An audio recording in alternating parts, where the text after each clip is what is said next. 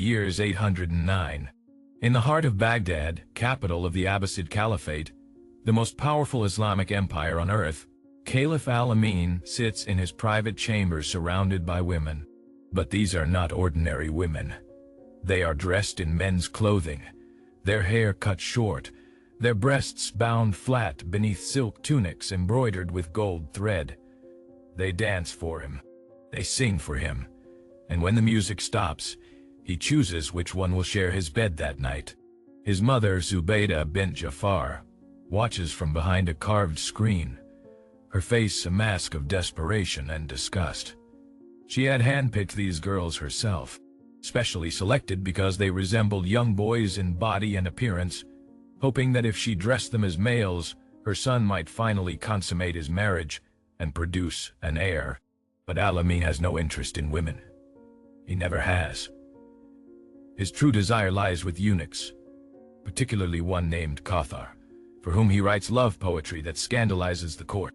Qathar is my faith and my worldly life, my sickness and my physician. These are the words of the commander of the faithful, the successor to the Prophet Muhammad, the ruler of an empire stretching from the Atlantic Ocean to the borders of India. And this is only the beginning.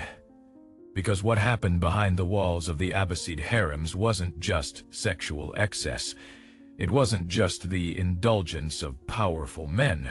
It was a systematized machinery of exploitation, mutilation, and dehumanization operating on an industrial scale for 500 years. A machine that consumed tens of thousands of women, children, and men, grinding them into objects for pleasure, property to be bought and sold, bodies to be used until they broke. And here's what makes it unbearable. This wasn't hidden.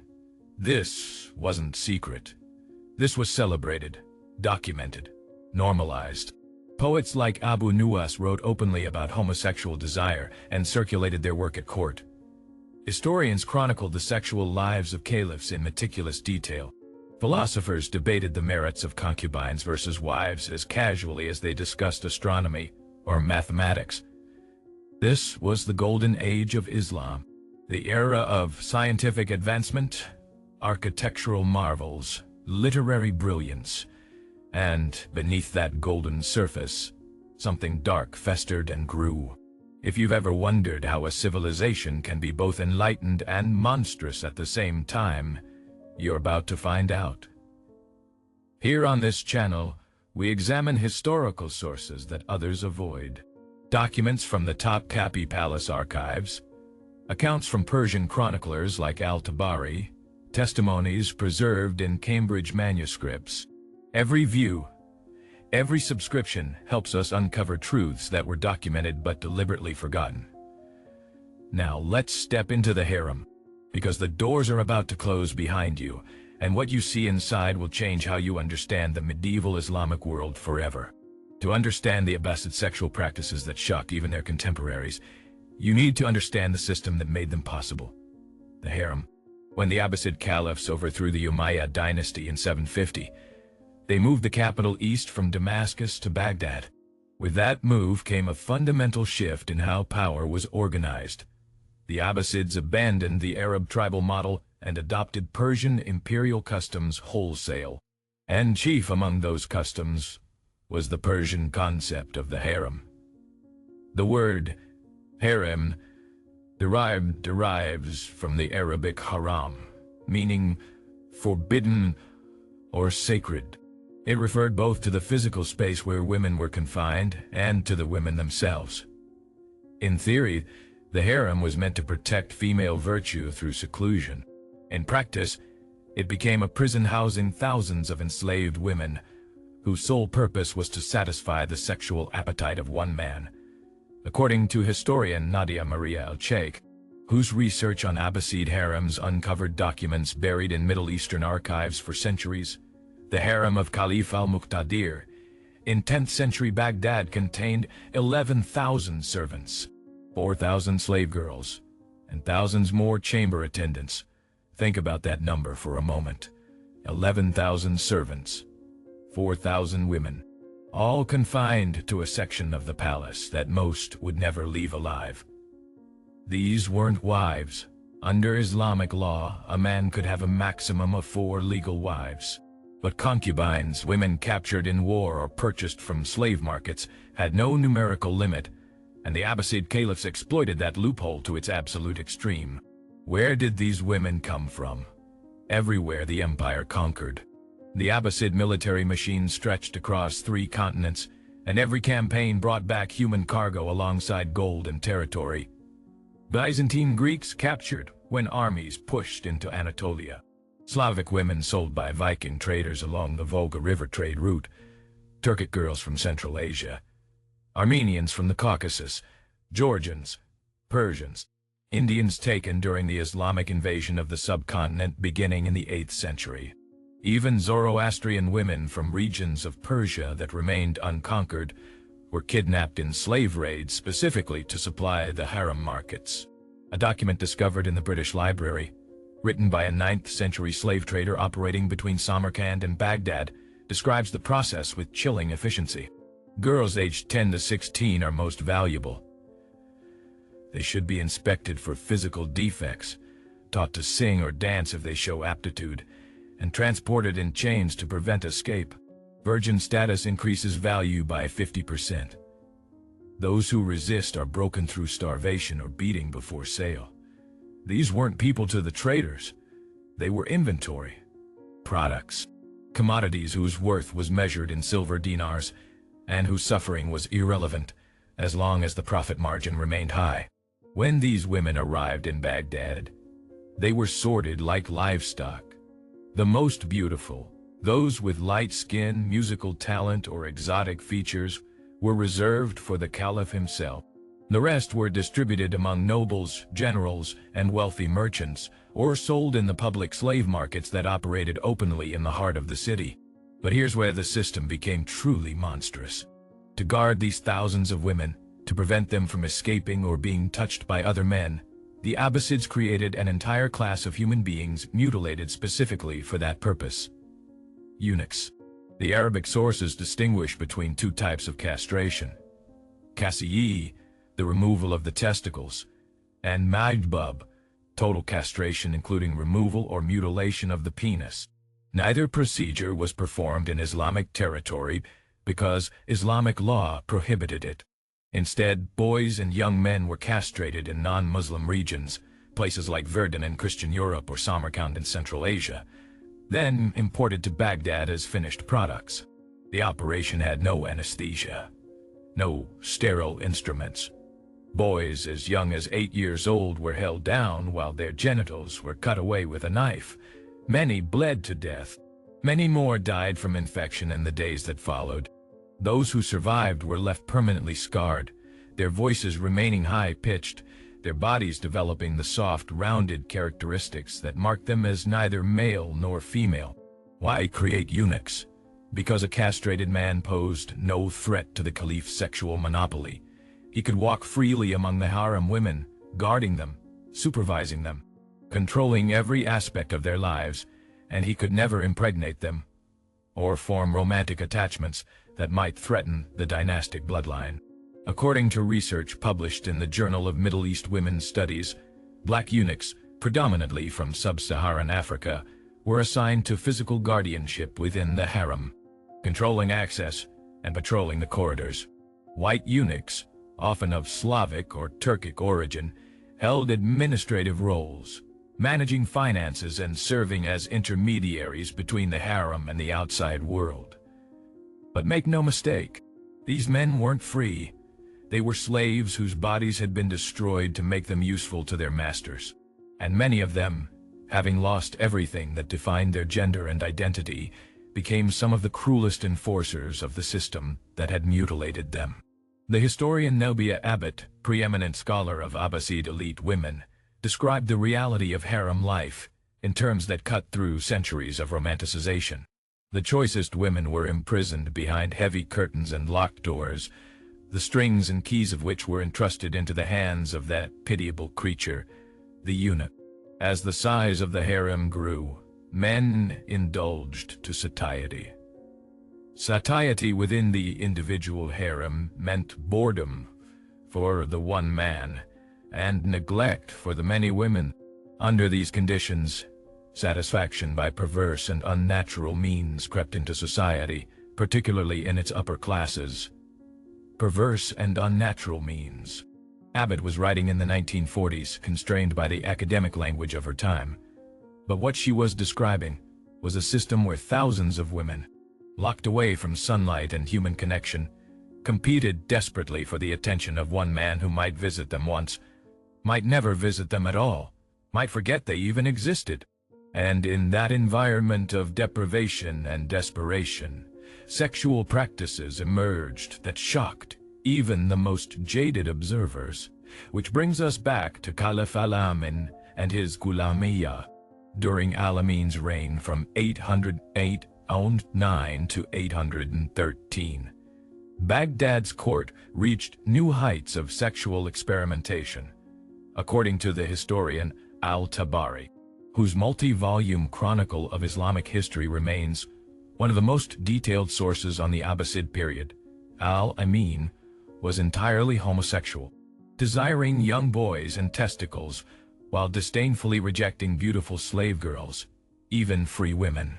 His mother Zubaydah, desperate for her son to produce an heir, devised a solution that reveals just how normalized sexual deviance had become. She ordered that young female slaves be selected specifically because they resembled boys in body and appearance.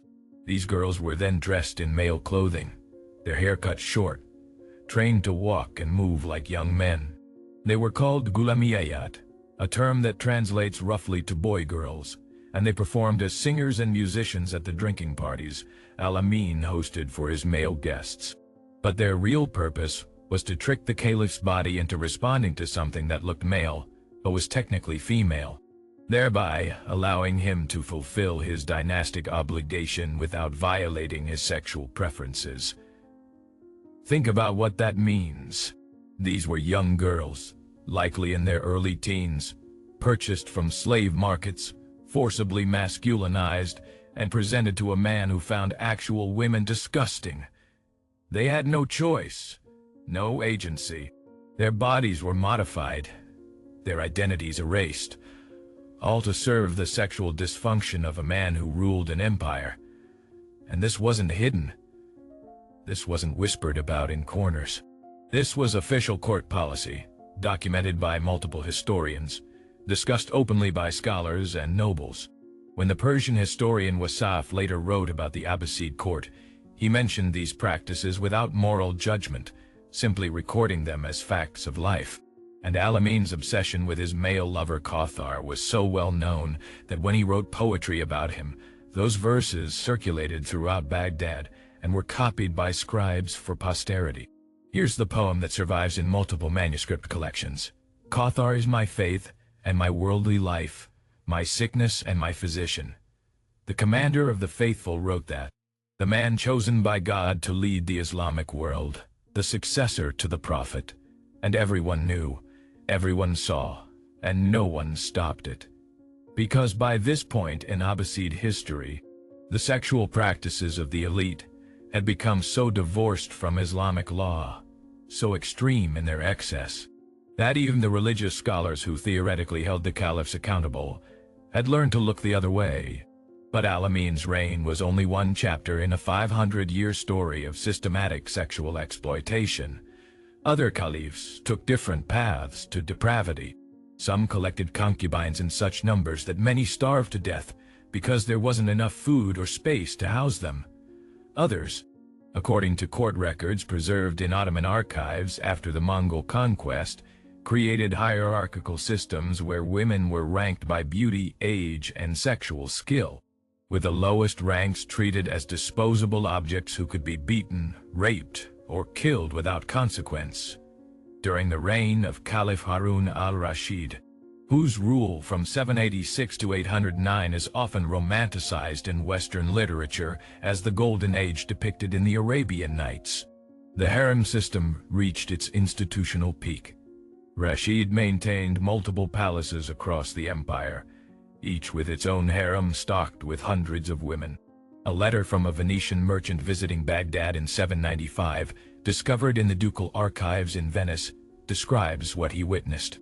The caliph's women are kept in quarters so vast they form a city within the city. I was told by a guard, himself a eunuch of advanced years, that many women live their entire lives within these walls and never see the sky. They are born in the harem, daughters of concubines, and they die in the harem, having known nothing else. Some go mad from the confinement. Others simply fade away, forgotten by everyone except the eunuchs who drag their bodies out for burial when they finally stop breathing. Born in the harem, died in the harem, never saw the sky. Let that sink in for a moment. We're not talking about a few isolated cases of cruelty. We're talking about a system, an institution, that functioned for centuries on the principle that women were property to be used, stored, and discarded. And here's the part that historians often overlook because it's too uncomfortable to confront directly. The Abbasid Caliphs didn't just exploit adult women, they exploited children. Islamic law permitted sexual relations with slave girls once they reached puberty, which was typically understood to mean around age 9 or 10. But the slave markets didn't wait for puberty. Girls as young as 6 or 7 were purchased and placed in harems to be trained, groomed, prepared for the day when the caliph or his sons might decide to use them. A 10th century manual on slave management, written by a Baghdad merchant and preserved in the Egyptian National Library, contains instructions that read like something from a nightmare. Young girls intended for sexual service should be kept separate from older slaves to prevent corruption of their innocence. They should be taught music, poetry, and the arts of pleasing men. Physical punishment should be moderate, as excessive bruising decreases value. Girls who resist training should be isolated and starved until compliance is achieved. This was written as practical advice. As a business manual, the dehumanization was so complete, so total, that a man could write instructions for starving children into sexual compliance and see nothing wrong with it, because these weren't children to him. They were future concubines, products in development, investments that needed to be properly managed to maximize return. And the Abbasid elite bought this manual, circulated it, followed its instructions for centuries. If this story doesn't disturb you yet, wait. Because we haven't even reached the worst part. In 1258, the Mongol army led by Hulagu Khan, grandson of Genghis Khan, laid siege to Baghdad. The Abbasid Caliphate, weakened by internal corruption and military decay, couldn't defend itself. When the city fell, the Mongols showed no mercy. They slaughtered hundreds of thousands of civilians. They burned the House of Wisdom, the greatest library in the Islamic world, destroying centuries of accumulated knowledge. And they broke into the Caliph's palace. What they found there shocked even these hardened warriors, men who had spent their lives conquering cities and enslaving populations. According to Wasaf, the Persian historian who documented the Mongol conquests, when the Mongols made an inventory of the Caliph's possessions, they discovered that the harem contained 700 women and 1,000 eunuchs. 700 women whom the caliph claimed had never seen sun nor moon. When the count was finished, the caliph was brought before Hulagu Khan and begged for mercy. "Let me keep the women," he pleaded. "They have never known anything but these walls. Please." Hulagu laughed. The conqueror who had just destroyed the greatest city in the Islamic world, who had killed hundreds of thousands without hesitation, laughed at the man who kept 700 women locked in perpetual darkness. "You may choose 100, Hulagu said. "The rest become spoils of war." The caliph was executed shortly after, and the women, those who had spent their entire lives confined, guarded, used, were divided among the Mongol officers as prizes. Some were kept as concubines. Some were sold back into slavery in new markets. Some simply disappeared into the chaos of conquest, their fates unrecorded and unknown. But the eunuchs, here's where the cruelty becomes almost incomprehensible. The Mongols had no use for castrated men, They saw them as abominations, neither male nor female, unfit for labor or military service. So they killed them. All 1,000. Some were beheaded. Some were thrown from the palace walls. Some were simply left to starve in locked chambers. Within days, the eunuch class that had sustained the harem system for 500 years was exterminated. And with them died the last living witnesses to the full extent of what had happened behind those locked doors. Because here's the thing about the Abbasid sexual practices that shocked Baghdad. They weren't recorded because people were horrified. They were recorded because they were normal. The poets who wrote about homosexual desire, the historians who chronicled the Gulamayat, the merchants who wrote slave management manuals, they weren't whistleblowers exposing evil. They were functionaries documenting the world they knew. To them, this wasn't depravity. This was just how power worked. So why does this story matter 12 centuries later? Because the Abbasid Caliphate represented the height of medieval Islamic civilization. This was the culture that preserved Greek philosophy when Europe had forgotten it. That made revolutionary advances in mathematics, astronomy, medicine. That built Baghdad into the richest, most sophisticated city on earth. And beneath all that brilliance, beneath the golden age that historians celebrate, was a system that commodified human beings on an industrial scale, that mutilated children to create guards for sex prisons, that normalized practices so extreme they would be considered war crimes today. The cognitive dissonance is the point. Because what the Abbasid example teaches us is that a society can be simultaneously civilized and barbaric, enlightened and monstrous, producing great art and great cruelty at exactly the same time. In the ruins of Baghdad today, you won't find memorials to the women who died in the harems. You won't find markers showing where the eunuchs were buried. The palace complexes are gone, destroyed by time and war. But the documents remain, scattered across archives in London, Cairo, Istanbul, Paris, the testimonies of merchants and poets, the inventories of slave traders, the chronicles of historians who saw nothing wrong with what they recorded because to them, it was simply how the world worked. You've just witnessed one of history's darkest truths hidden in plain sight. If stories like this remind you that civilization is always built on someone's suffering, that golden ages cast very dark shadows, then subscribe and help keep these voices alive, because some truths need to be remembered, especially the ones that make us uncomfortable. The Abbasid Caliphate was meant to be remembered for its glory, for its scholars and poets, for its architectural wonders and scientific achievements. And it should be. But it should also be remembered for the 700 women who never saw the sun, for the eunuchs mutilated and murdered, for the tens of thousands of enslaved girls whose names were never recorded, whose lives were never valued, whose bodies were consumed by a system that saw them as nothing more than property. They existed, they suffered, they died, and now, 1,200 years later, you know their story, because someone has to remember, because forgetting would be the final crime.